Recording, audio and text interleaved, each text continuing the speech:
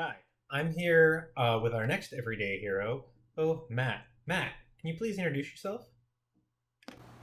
Hi, my name's Matt Taormina. I live in Trumbull with my wife and my two boys.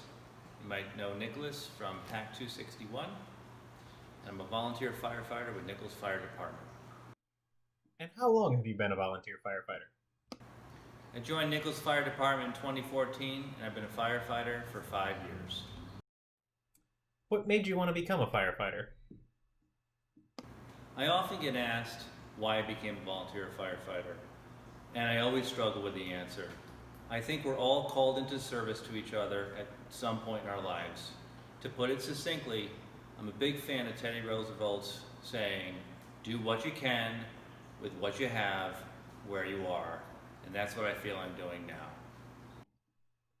So, as a firefighter, what sort of training do you need in order to stay active in the fire department? Another popular question, what kind of training was required to become a firefighter? There's 110 hours of formal training. That doesn't include the many hours at the fire station, practicing throwing ladders, operating the equipment, operating the apparatus. When you're finally ready, you go to Windsor Locks, the Connecticut State Fire Academy, and take the exam. And that's where I received my certificate. So, Matt, how long does it take you to get your suit on when there's a call? That's another great question. Everyone asks, how long does it take to get dressed when a call comes in? Well, let's find out. Donning fire gear takes 45 to 60 seconds. And how heavy is the equipment that you wear? A firefighter's gear is pretty heavy. In my street clothes, I weigh 192 pounds. Let's see where I come in at with my full turnouts on.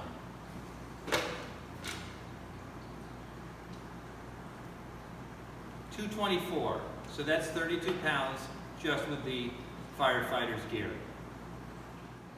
So we lift off at 224 pounds. Now I've added my air pack and a set of hand tools.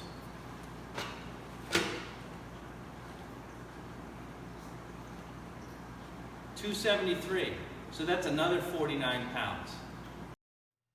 How often do you get called out for a call at the fire department? Another popular question, how often do I go on calls? The Nichols Fire Department responds to approximately 500 calls for service a year.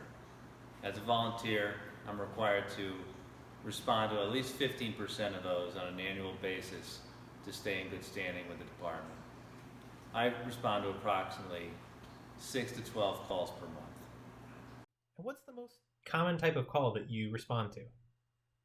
The most common type of call that I respond to is an automatic fire alarm, where some event has occurred in a building, triggered a fire alarm, and called the fire department for service. At which point, we respond and investigate to ensure there's no fire or hazard in the building. What sort of special equipment do you use on your fire department duties? Other than the fire truck itself, the most sophisticated equipment we use on the fire ground is the rescue equipment. We have a series of saws to be used in commercial and residential rescue, and for automobile accidents, we have what's commonly referred to as the jaws of life to cut those high-strength steels should you be entrapped in your car. So there are probably a lot of scouts out there who are interested in joining the fire department. What sort of skills do you think they would need in order to be successful as a fireman? All this gear, all this equipment, all these trucks mean nothing unless a firefighter keeps his most important skill at the ready, and that's a sharp mind. You got to keep your head on a swivel, constantly looking out for danger and the security and safety of your fellow firefighters. All this while keeping the job priority in focus. That's to save lives, protect property, and preserve the environment. And do you have any advice you'd like to give any of the scouts who are interested in becoming part of a fire department?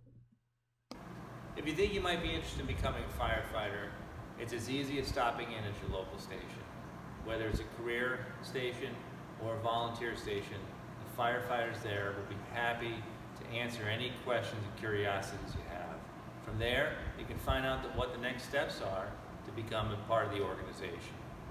Matt, this is has been a great interview. Do you have any final words you'd like to share with our scouts? Some final thoughts.